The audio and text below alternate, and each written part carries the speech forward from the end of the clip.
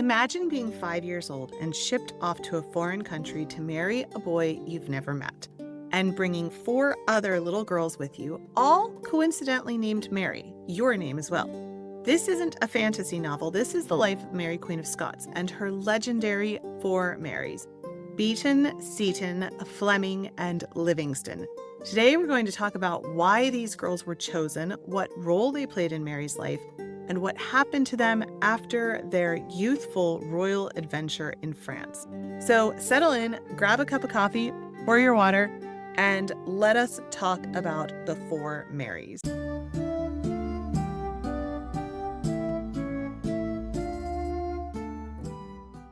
Hey friend, welcome back to the YouTube channel for the Renaissance English History Podcast. I am your host, Heather, and I've been podcasting on Tudor England since 2009 with my show, which makes me the original Tudor history podcaster. Today, like I said, we are going to talk about the 4 Marys, the girls who accompanied Mary, Queen of Scots, and who stayed loyal all the way until the end. Let's get into it. When Mary, Queen of Scots was just 5 years old, like we said, she was bundled up and sent across the Channel to France to marry the heir to the French throne. It was a political alliance, a safety measure, and the beginning of a long royal drama. But she didn't go alone. 4 other little girls sailed with her, all of them Scottish, all of them noble-born, and all of them, as luck would have it, named Mary. To modern ears, that sounds almost suspiciously convenient, but in 16th century Scotland, Mary was a wildly popular name. It wasn't unusual to have several in the same family, let alone in the same court. Still, the fact that these 4 girls all shared the Queen's name and were raised alongside her from early childhood gave them a kind of mythical status. They became known simply as the 4 Marys. Their real names were Mary Beaton, Mary Seaton, Mary Fleming, and Mary Livingston. And they weren't just handpicked for companionship. Each of them had been chosen with care by Mary's mother, Marie de Guise, another Mary, who understood the value of loyalty, lineage, and carefully managed influence. All 4 came from powerful families in the Scottish nobility. In fact, 2 of their mothers, those of Mary Beaton and Mary Seaton, had been French ladies-in-waiting who had served Marie. That gave them a connection not just to the Scottish court, but also to the Queen Mother's French network as well. It was kind of a strategic bonus. Mary Fleming, meanwhile, was royal herself. Her mother, Janet Stuart, was an illegitimate daughter of James IV of Scotland, which made Mary Fleming a first cousin to the young queen. So while she wasn't technically a princess, she had royal blood, and everyone at court knew it. Mary Livingston's father, Alexander, was one of the queen's guardians, and her family would remain loyal to Mary through thick and thin, even when it got them into serious trouble later on. And then there was Mary Beaton, whose father, John, had served in various court and government roles, and whose powerful extended family included the infamous Cardinal David Beaton, the man who had been assassinated and strung up by Protestant rebels just a couple of years earlier. That's a whole different story. But in short, the Beatons had clout. So these weren't just pretty girls in matching dresses. They were a political hedge. Each family had skin in the game, to use a kind of overused phrase. If anything happened to the queen, their daughters were at risk too. It was the kind of loyalty that could only be secured through blood ties and childhood bonding. They joined Mary's household in 1548 while she was still at Inchmahold Priory preparing for her departure. And that summer, the royal party, including the young queen, her 4 Marys, and several high-ranking nobles, boarded a French galley and set sail for the continent. The voyage was rough. The queen reportedly kept her stomach, but the rest of the girls were miserably seasick. Mary Seaton's younger brother, James, tragically died during the journey after drinking contaminated water. Upon arrival in France, their new lives diverged. Mary, Queen of Scots, was absorbed directly into the French royal nursery, alongside the king's own children. The 4 Marys were then sent to Poissy, a Dominican priory with a strong reputation for education. This wasn't like a backwater. They weren't being shipped away. This was a place that had trained generations of noblewomen. There, the 4 Marys learned French and Latin, needlework, courtly behavior, all under the supervision of strict but well-connected tutors. They didn't see Mary every day, but they weren't forgotten. Eventually, the girls rejoined her household, now as formal ladies in waiting, just in time to step into the pageantry of the French court as Mary married the Dauphin and became the Queen of France. But, of course, as we all know, that reign didn't last. When Francis II died in 1560, Mary was widowed. She was only 18 years old. But that reign didn't last, of course. In 1 year, Mary, Queen of Scots, lost both her mother and her husband, Francis II. When he died in 1560, Mary was widowed and she was only 18 years old. Now, her mother had passed away about 6 months before, so she had no real place at the French court. She wasn't really sure what to do, but she made the difficult choice to return to Scotland, a homeland that she hadn't seen since she was 5 years old. The four Marys who had grown up with her in France were by her side on the journey home. When Mary returned to Scotland in 1561, it wasn't exactly a royal homecoming. She'd spent over a decade in France. She spoke Scots with a French accent, and she came back to a kingdom that had swung hard towards Protestantism. The Catholic queen, now 18 and widowed, landed and walked straight into a political beehive. But she didn't walk in alone. The four Marys were still with her, now grown women all around 18 or 19, dressed in mourning black, riding through Edinburgh like a solemn procession of grief and beauty. And in this new Scotland, their roles became even more vital. They weren't just childhood friends anymore. They were now part of the Queen's inner circle. They were trusted and tested and very visibly loyal. So let's start with Mary Livingston, the one that John Knox couldn't stand, which actually gives her extra bonus points in my head right away, just off the bat. So John Knox, as usual, had plenty to say. He called her lusty Livingston, suggesting that she was scandalous and frivolous, and accused her of leading the Queen into temptation. In reality, Mary Livingston was lively, charming, and loved a good dance, which to Knox was, apparently the same thing as horrible, terrible sin. She did have a love story, though, one that caused more than a little court gossip.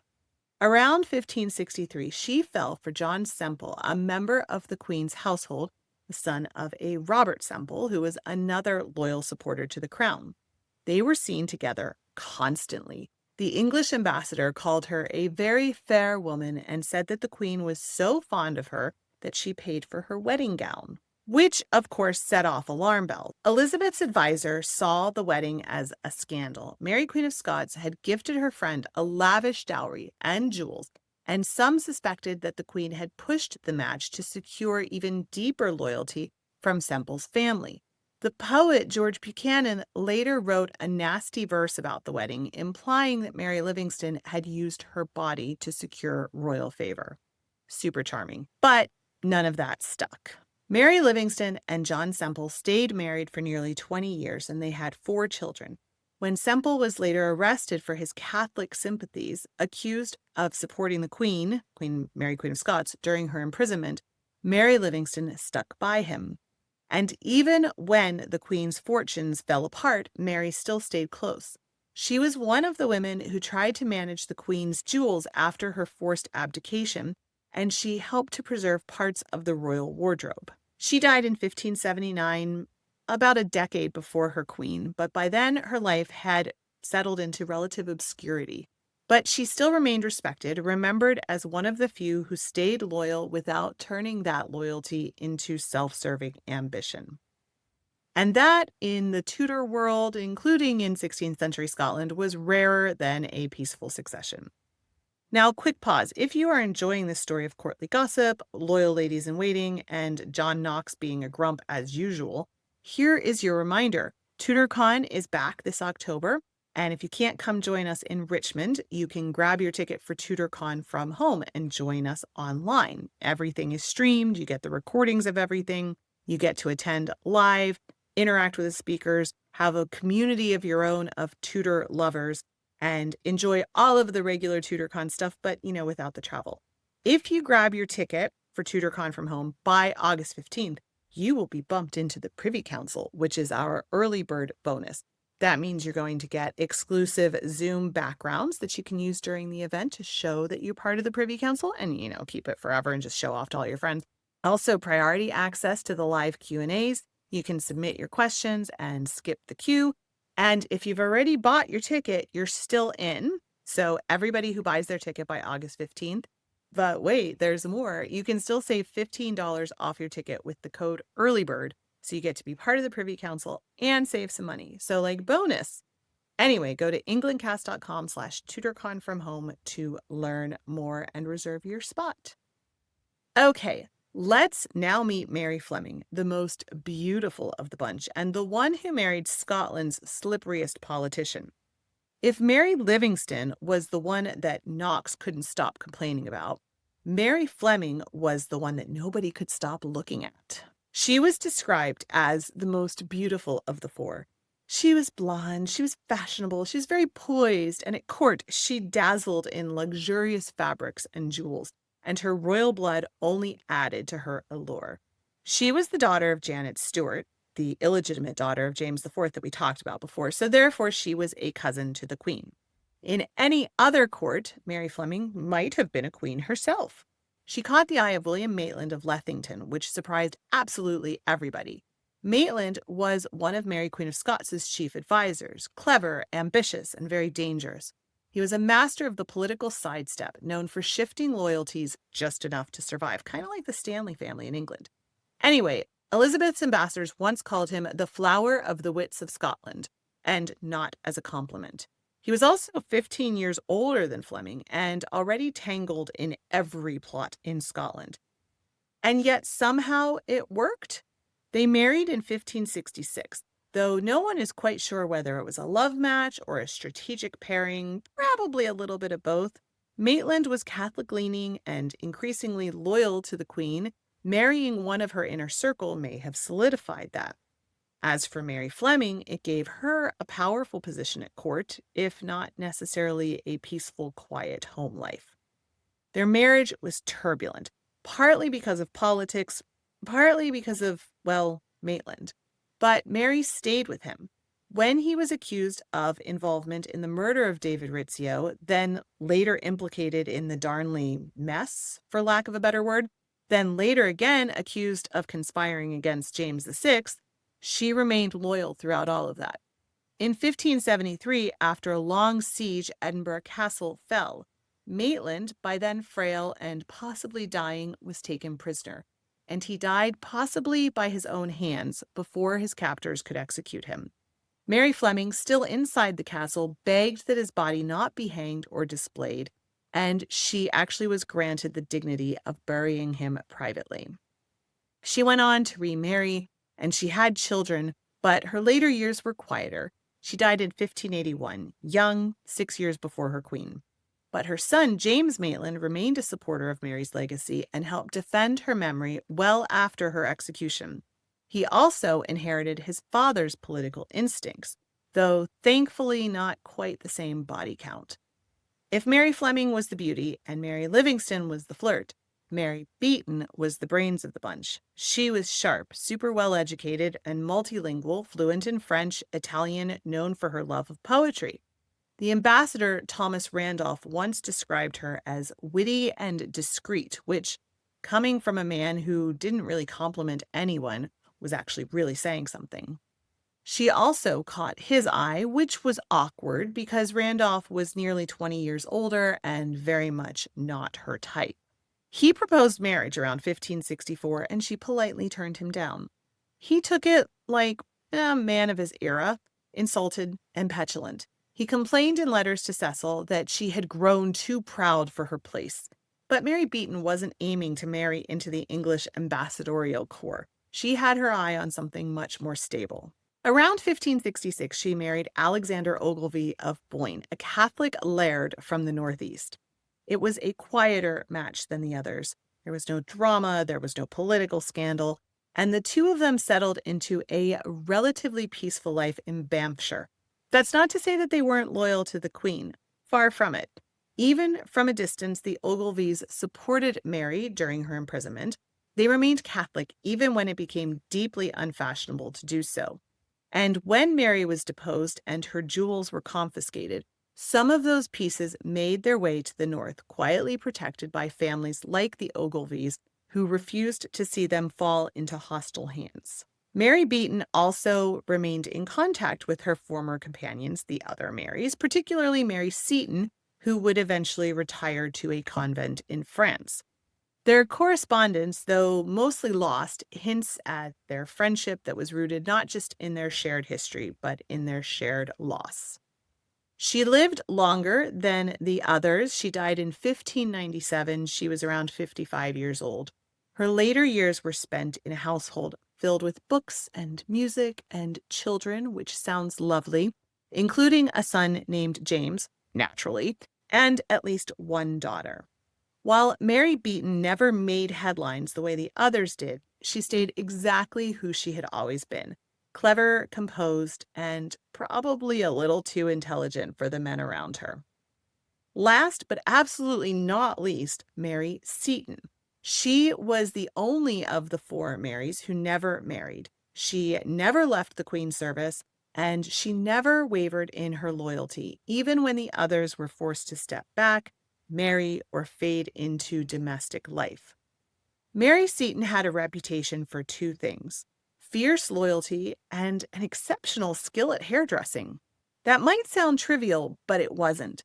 Mary, Queen of Scots, relied on her for her personal presentation. And of course, in the 16th century, appearance was power. Still is today, so some things never change. Seton could weave elaborate braids, secure headpieces, and adjust wigs with such skill that even foreign ambassadors took notice.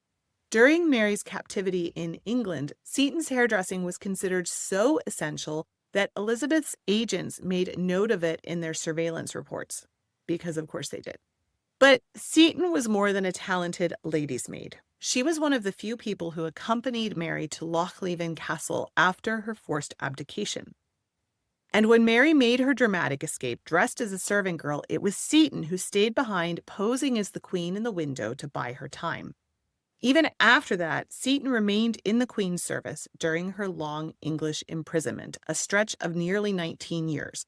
She gave up her youth, her marriage prospects, and any semblance of freedom to serve a queen who was no longer a queen in a country that treated her as a political inconvenience.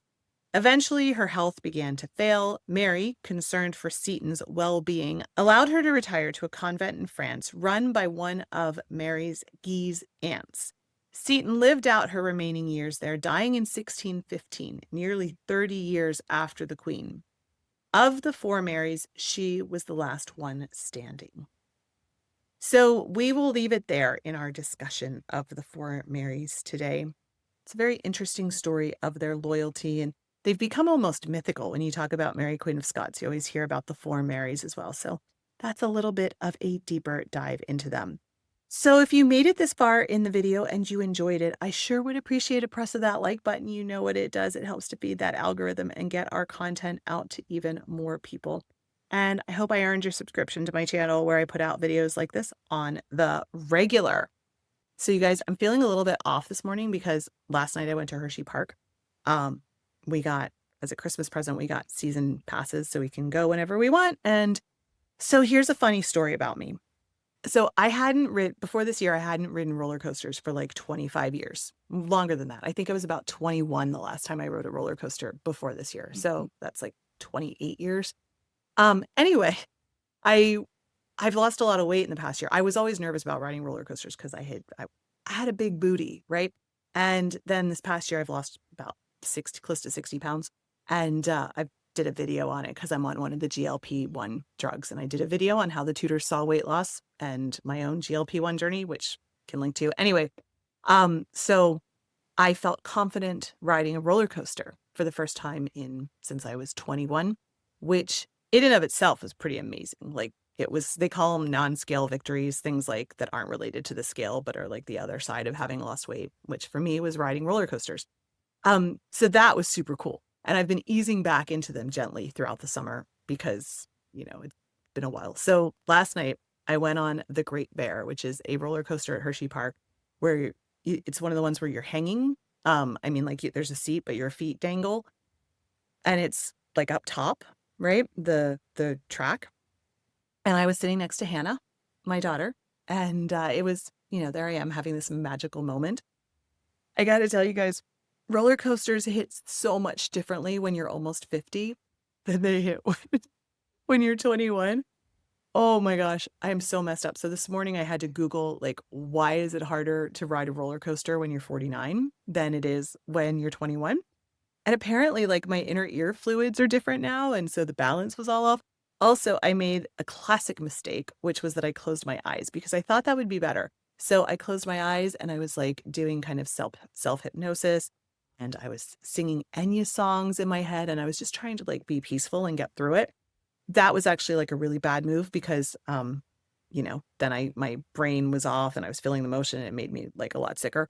So yeah, I went on Lightning Racer and the Great Bear last night, and I'm still recovering this morning. So I've got my water. I'm like pounding the water because apparently Google also told me that it's related to dehydration and that can make everything worse. So I'm getting super hydrated this morning. And I just had to share that I'm having a very off day. But we got through it. We got through it, and there we are. This actually probably took me about 3 times as long to record as what you'll see because I have to edit out so many places where I just couldn't talk because I just can't talk right now. But that's okay. Like I said, we got through it. It's all good. It's a new day. I am now fully prepared. Next time I go to Hershey Park, I will drink a lot more water. I also was on an empty stomach. I will not go on an empty stomach. And so that is my experience of my magical time at Hershey Park, making myself sick because I forgot that I'm no longer 21. Hi. Getting old is fun. Getting old is so much fun, you guys. Gen X for the win. Anyway, I also thought I would do something fun this morning because I always tell you that you're deeply loved, which you are, and I'm so glad that I share the planet with you, which I am. But I thought it would be fun to pull an affirmation card. So I have this friend who is also a business coach of mine called Joanna Hunter, and she is a little bit woo-woo, a lot of bit woo-woo actually, but she has a deck of affirmation cards that she sent me, and I keep them. I usually have them right back here on my table, because I draw them regularly, and I thought that it would be fun to draw one with you, and we can all draw it together and assume the message is for all of us. Okay, so I'm going to shuffle them. I'm going to think about you all, and I'm going to think about what the universe wants us to know this morning. All the answers I seek flow to me effortlessly. That's what it says. All the answers I seek, well, it's probably mirrored. Anyway, all the answers I seek flow to me effortlessly. So if you are seeking answers today, I don't know, that's your message. Take it with a grain of salt or not. It's just fun. All right. If you want to keep watching content on dramatic events in Scotland, here is a video on the Black Dinner, a murder that you might be interested in. Here's a video that YouTube thinks you'll like. Thank you so much for watching. Remember, you are deeply loved as always. I am so glad I share the planet with you. You make the planet a better place, and I'm glad we get to share it together and talk about Tudor history and other things like roller coasters. I will be back very soon. Don't forget to drink your water, my friend.